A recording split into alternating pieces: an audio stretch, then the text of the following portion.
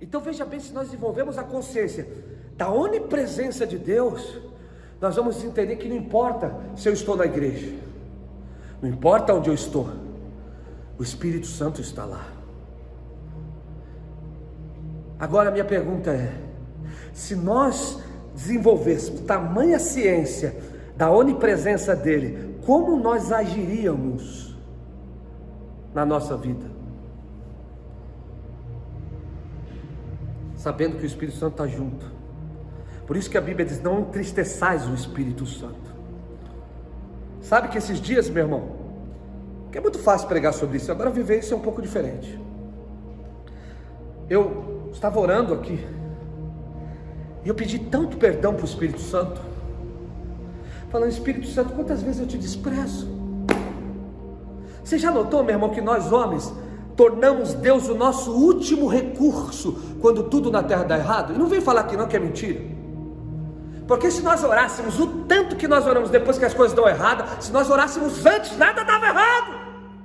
Mas nós vamos falando: não, não somos iguais para esse seu bem. O que te parece, Espírito Santo? Não, nós vamos, fazemos da nossa maneira, o Espírito Santo está gritando e nós esquecemos. E aí depois que nós entramos no buraco, gritamos, e mesmo assim, Ele é tão amoroso, que Ele tem misericórdia e nos resgata. E eu estava esses dias pedindo: Espírito Santo, me perdoa, porque na verdade, Tu és o único amigo que eu tenho, Tu és a única pessoa que eu posso confiar. E o salmista tem tanta verdade, que ele diz: mesmo que eu descer ao inferno, a Tua presença está, não tem para onde fugir. Mas nós, irmãos, inconscientemente pensamos que simplesmente podemos esquecer dessa onipresença. E agora, imagine se nós desenvolvêssemos essa mentalidade que o salmista desenvolve. Então o salmista entende que não é uma questão de estar na igreja, é uma questão de ser a igreja.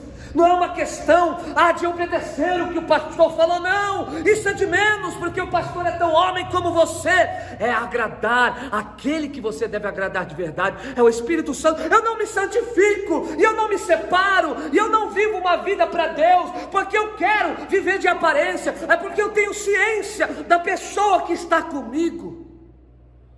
Um certo casal, isso foi um testemunho de um pastor. Um certo casal,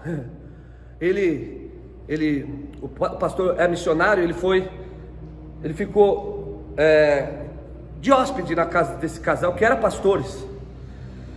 Só que esse pastor, ele tinha um costume, esse pastor que estava passando uma semana pregando na igreja desse outro pastor, estava como hóspede na casa dele. Ele tinha o costume, esse pastor, de todo dia sair bem de manhãzinha, umas 6, 7 horas da manhã, e caminhar. Esse pastor que estava como hóspede, e todo dia ele fez isso. Então aquele casal sabia que o pastor 7 horas saía, voltava umas 7h30, quer dizer umas 8h30, 9 horas, ele andava 1h30, que era um costume desse pastor. Só que nesse dia o pastor, ele não saiu, ele ficou cansado, e ele não foi andar, e o casal de pastores que estava lá começaram a discutir, e começaram a falar palavrões, e brigar, e abaixar o nível, né? E aí, sem eles esperar, o pastor abriu a porta, e eles falaram: ai pastor, nós não sabíamos que o senhor estava aí. Aí esse pastor respondeu para eles: olha, eu estar aqui é o de menos, quem está aqui é o Deus divino. E ele viu tudo isso. Vocês estão preocupados com a minha presença? Porque nós não temos ciência da onipresença de Deus. Por isso que ele diz: Ele estará para sempre convosco. Ele é o Espírito Santo, no dia ruim, no dia bom, no dia do choro, no dia da alegria, no dia da prova. Ele não te deixou, Ele é o mesmo. É nós que pensamos: parece que Deus me abandonou. Não, eu estou com você, eu moro em você. É nós que desenvolvemos uma mentalidade tão fraca a respeito da pessoa do Espírito Santo, que nós não temos ciência que Ele é onipresente. E o salmista, ele desenvolveu isso de tal maneira, que ele fala que em nenhum lugar dessa terra ele poderia agora se esconder de Deus, e mesmo que ele estivesse mergulhado nas trevas, Deus enxerga no escuro. O que ele queria dizer quando ele disse, mesmo que eu habite no fundo das trevas? Ele quis dizer o seguinte, que mesmo que ninguém saiba o que você está fazendo, nas redes sociais, no YouTube, a vida que você está levando talvez paralela, Ele está vendo. Então, o primeiro nível para ter uma vida profunda com Deus, é nós termos ciência e consciência da onipresença dEle. Deus não está no culto de domingo à noite da igreja, Ele está também. Mas já pensou se nós desenvolvesse essa consciência? Nós não íamos chegar aqui para sentir a presença de Deus, íamos chegar aqui para trazer a presença de Deus. Os crentes vêm para a igreja para sentir a presença de Deus, e a presença de Deus deve ser sentida todo dia, toda hora, todo momento. Ele deve te guiar, Ele deve te mover, Ele deve te tocar, Ele deve ser o seu melhor amigo. Você deve conhecer. Jesus diz, vocês os verão, vocês os conhecerão. Eu quero perguntar, você conhece o Espírito Santo? Acho que foi o Instagram. Você conhece o Espírito Santo? É a pergunta de hoje. Você conhece o Espírito Santo? Como eu disse, eu vou repetir, nós, igreja, não devemos vir buscar a presença de Deus aqui, nós devemos trazer ela. Porque os apóstolos, eles levavam a presença de Deus aonde eles iam, porque Deus estava presente neles. Eles tinham ciência disso. O Espírito Santo está aqui, a reunião está aqui, vamos falar para aquele que está aqui. E aí o Espírito Santo deu uma opinião, eles seguiram a opinião do Espírito Santo. Se nós entendêssemos isso, só esse fator, da onipresença dEle, nós íamos andar dia e noite caminhando com Ele. Nós íamos todo dia, igual eu disse, nós não viríamos para a igreja mais sentir a presença, nós iríamos na igreja trazer a presença. Aleluia. Segundo nível de consciência que nós devemos, é um nível mais profundo, por isso estou falando, porque começa com a onipresença. Se você não começar pela onipresença, você não vai entrar no segundo nível, que esse é o nível mais difícil, mas é possível, que é da onisciência. O que é onisciência? Aquele que sabe todas as coisas.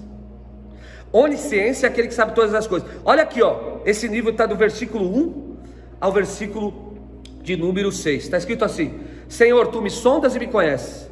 Tu conheces o meu assentar, o meu levantar, de longe entende os meus pensamentos, cerca o meu andar, o meu deitar, conhece os meus caminhos, sem que haja uma palavra na minha língua. Eis que Tu, ó Senhor, tudo conheces. Tu me cercastes em volta e pusestes a Tua mão sobre mim. Tal ciência para mim é maravilhosíssima, é tão alta que não posso atingir. Meu irmão, preste atenção. Primeiro, quando nós desenvolvemos que Ele está presente em todo lugar, aí nós vamos entender, já que Ele está presente em todo lugar, Ele também está presente internamente na minha vida. Olha o que o salmista fala aqui: Tu conheces todos os meus pensamentos. Se nós tivéssemos consciência que o Espírito Santo conhece até o que nós pensamos, como nós pensaríamos? Já pensou, meu irmão? A igreja entrou numa profundidade com Deus tão grande, porque o que Deus pensava, eles pensavam. Por isso que nós estamos falando de alinhamento com Deus, porque os pensamentos que estavam fora dos pensamentos de Deus eram deletados. Porque, meu irmão, presta atenção, a sua mente, a sua cabeça, a minha cabeça, só Deus sabe o que passa aí. E tudo começa na mente, no pensamento. Já pensou, se nós tivéssemos tamanha ciência que Deus está lendo? O diabo não tem poder para ler o teu pensamento não, porque ele não é onipresente, nem onisciente, ele não é. E ele não sabe o que passa na sua cabeça, mas Deus sonda. Ele disse assim: antes que houvesse palavra na minha boca, o Senhor já sabia o que é. Por isso que muitas das vezes a própria Bíblia diz: esse povo me louva com seus lábios, mas o seu coração está longe de mim. Coração aqui é mente, pensamento, ideia. Já pensou, meu irmão? Isso é mais difícil de desenvolver, mas isso te leva a uma vida profunda com Deus, porque aí que começa uma vida de santidade com Deus. Porque quando vem um pensamento que não é, você tem tamanha ciência que ele está em você, que você fala: Espírito Santo, está repreendido, esse pensamento não é seu. E aí você começa a controlar a sua mente. E aí Paulo vai falar lá em Coríntios capítulo 2, ele vai falar: nós temos a mente de Cristo, porque o Espírito revela as profundezas de Deus. E esse Espírito, aquilo que o olho não viu, o ouvido não viu, não subiu ao coração de Deus, Ele tem nos revelado, Ele estudado a mente de Cristo, eu, aleluia, tenho estado tão conectado com o Espírito Santo, ele é tão real, que cada pensamento meu passa no filtro chamado Espírito Santo. Já pensou? Isso é vida profunda com Deus, que você sabe que Ele está presente exteriormente, porque Ele é onipresente, mas aí quando você entende a onipresença, você vai conseguir entender a onisciência, e você vai falar: meu Deus, Ele sabe de todas as coisas, Ele conhece o meu sentar, o meu levantar, Ele sabe qual é a minha intenção, Ele sabe de tudo, aleluia, Ele conhece os meus caminhos, sem que haja uma palavra na minha boca. Senhor, tudo o Senhor conhece, o Senhor me cercou. Se nós desenvolvêssemos a consciência de que Deus, Ele está internamente vendo os pensamentos, as intenções do coração, tudo aquilo que passa na sua mente, como seriam os nossos pensamentos? É daí que desenvolve o espírito perdoador, é daí que desenvolve o espírito do amor. É daí que o Espírito Santo pode controlar a sua vida e trazer os frutos dele sobre o seu caráter. Porque quando você entende isso, você sabe que a mágoa... Porque deixa eu te falar um negócio, por que eu estou entrando nessa questão? E você vai entender o que eu estou te falando. Uma pessoa que não perdoa outra, ela não para de pensar na outra, mas não pensa bem, pensa no ruim, que é o mal dela. Uma pessoa magoada, ela pensa naquela pessoa que magoou ela, naquela situação que magoou ela dia e noite. Por isso que a Bíblia trabalha o perdão, porque quando você perdoa, você libera aquela pessoa da sua vida, da sua mente, do seu coração, você tira ela dos seus pensamentos, você põe Jesus nos seus pensamentos. Meu irmão, se para cada pensamento negativo nós pensássemos 10 pensamentos da palavra de Deus, o que seria da nossa vida? Por isso que a Bíblia diz no Salmo número 1, e ele também desenvolve isso, ele fala: bem-aventurado o homem que não anda segundo os conselhos dos ímpios, nem se detém no caminho dos pecadores, nem se assenta à roda dos escarnecedores. Presta atenção, tudo começa com um conselho de ímpio. Ímpio é aquele que não teme a Deus. Depois que ele ouve o conselho e está ouvindo a pessoa errada, ele vai parar no caminho dos pecadores, e depois que ele para, já começa a gostar da conversa e se assenta e escarnece. Mas ele fala: antes tem o seu prazer na lei do Senhor e medita nela de dia e de noite. Meditar é deixar que o pensamento seja regido pela palavra de Deus. E o único que pode fazer o nosso pensamento estar na palavra de Deus é o Espírito Santo. Porque quando nós entendemos que Ele é onisciente e Ele vê tudo, Ele sabe tudo, Ele conhece o meu pensar, Ele sabe, meu irmão, se aleluia, que você está falando de verdade ou de mentira. O mundo hoje está usando máscaras, mas o Senhor te conhece sem máscara. E quando você entende a onisciência, não é que você vai ser o super crente, mas você vai demonstrar suas fraquezas para Ele. Você vai falar para Ele: olha, Senhor, o Senhor conhece meu coração, o Senhor sabe aqui, ó, o Senhor sabe ali, o Senhor sabe aqui. Sabe que muito crente não entende, meu irmão? Quando você desenvolve uma comunhão com o Espírito Santo, você não precisa mostrar que você é o cara forte, você precisa mostrar que é o Espírito de verdade, pode ir lá que Jesus disse. Você tem que mostrar a tua verdade para Ele. E muitas das vezes você pode chegar para o Espírito Santo e falar: Senhor, o Senhor sabe que eu não estou crendo. Pode falar, Ele não vai ficar magoado não. Senhor, o Senhor sabe o que eu estou pensando, o Senhor sabe que eu estou fraco, o Senhor sabe, Senhor, que eu quero desistir. Agora tem gente, meu irmão, que pensa que Deus vai ficar surpreendido com a sua eloquência da sua voz. Ó, soberano e grande e maravilhoso, enquanto o teu coração está chorando e na verdade você quer desistir de tudo. E sabe o que eu aprendi com Deus? Você deve rasgar, não às vezes, mas o coração, porque rasgar o coração aqui é jogar tudo para fora, para o seu melhor amigo, porque o Espírito Santo não vai te julgar, ele vai te ajudar, é diferente. Ele ajuda nas nossas fraquezas, porque ele sabe, aleluia, ele geme, ele intercede por nós. E hoje Deus está falando com alguém aqui: abra o teu coração para o Espírito Santo, ele quer te ouvir, ele conhece as suas feridas, ele conhece o seu drama, e só ele tem o bálsamo para sarar o seu coração ferido. Deus está falando com alguém aqui: eu te conheço antes mesmo de você ser formada ou formado no ventre da sua mãe. Eu sei quem você é. Eu conheço muito mais do que o número do teu RG. Eu conheço muito mais do que o endereço da sua casa. Eu conheço muito mais do que a roupa que você veste estereotipamente. Eu conheço muito mais do que você fala da boca para fora. Eu conheço você por dentro, lá dentro, onde ninguém conhece, os traumas, os segredos, aquilo que você acha que ninguém sabe. Eu sei. Mostra o teu coração para mim, rasga o teu coração e tu verás que eu vou entrar aí e vou restaurar a sua história, porque eu quero te curar. Se nós desenvolvêssemos essa consciência, irmão,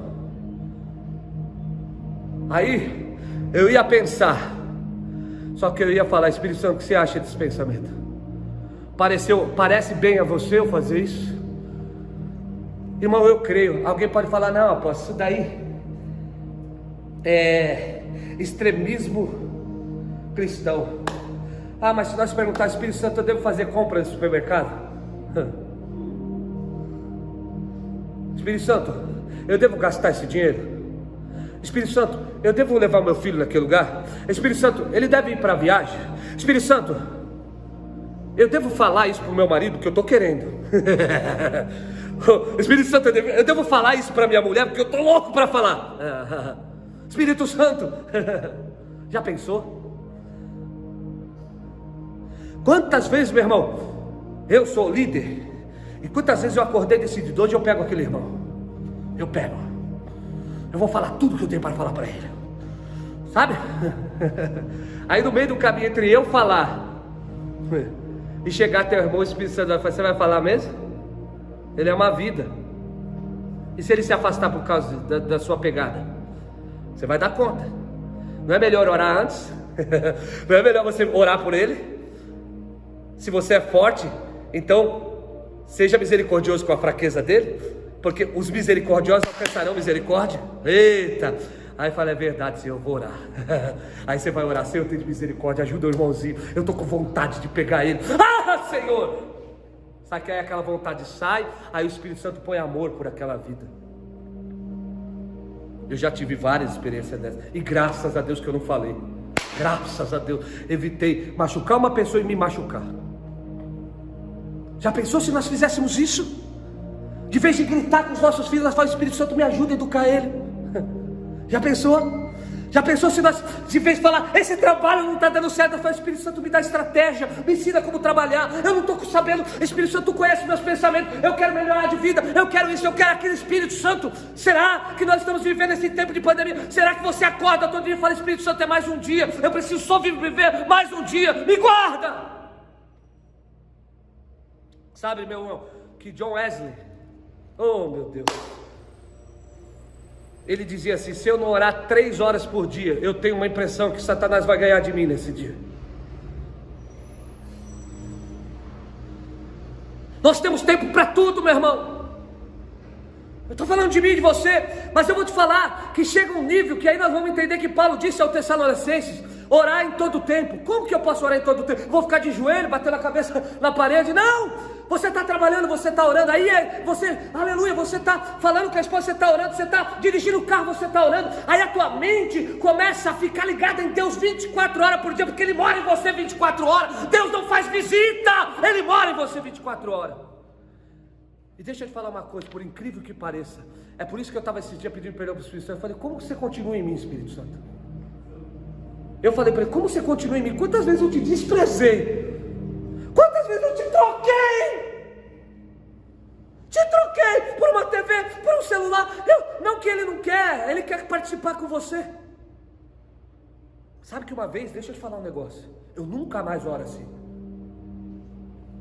Deus me usa. Irmão, você não é copo descartável para ser usado. Nunca mais eu falei assim. Porque tem muito pentecostal que fala: eu quero ser usado por Deus. Quem te usa é o diabo.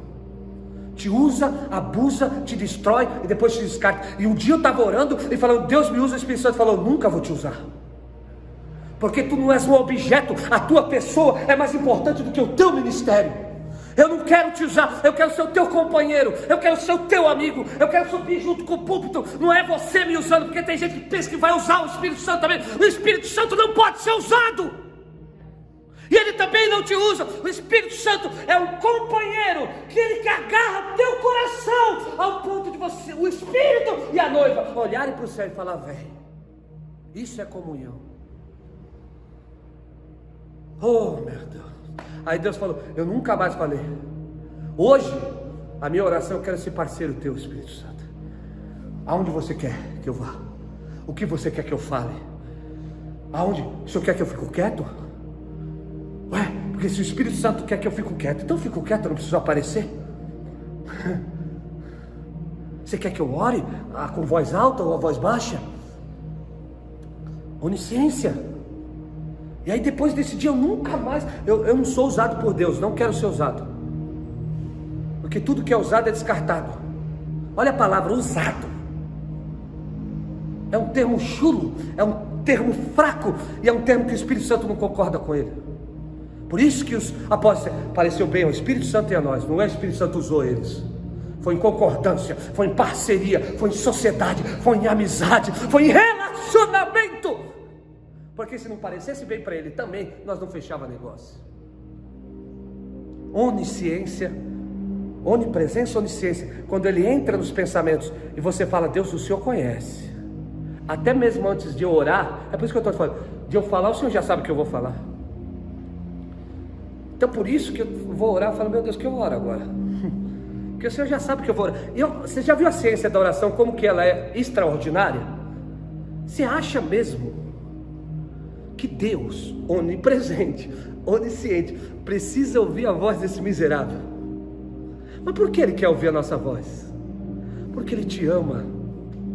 Você acha mesmo que o Todo-Poderoso precisa descer do céu no jardim e andar por aquele jardim e dizer: onde tu estás? Você acha mesmo que Ele precisa descer nesse nível? Oh meu irmão, se fosse eu, Rogério, eu já ia lá onde ele estava. Eu falei: eu vi tudo, rapaz. Mas Deus quer um interrelacionamento. Então Ele desce no nível do homem e conversa com o homem. Fala: onde você está, Adão? Onde você está? Ele já sabia de tudo antes mesmo de acontecer.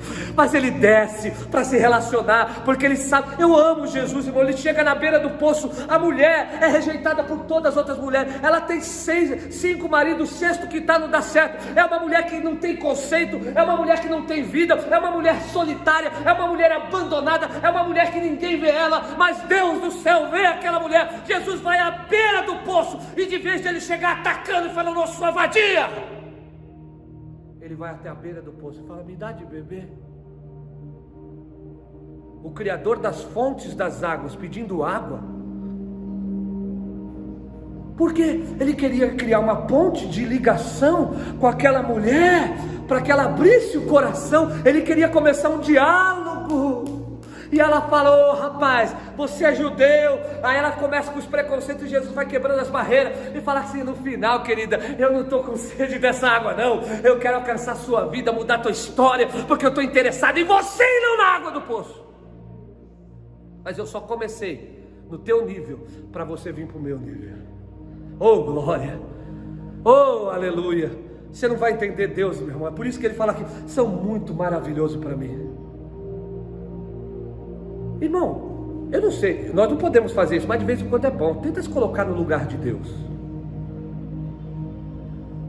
Qual é o motivo para Ele amar eu e você? Me fala o motivo que você tem para oferecer para Ele. Fala.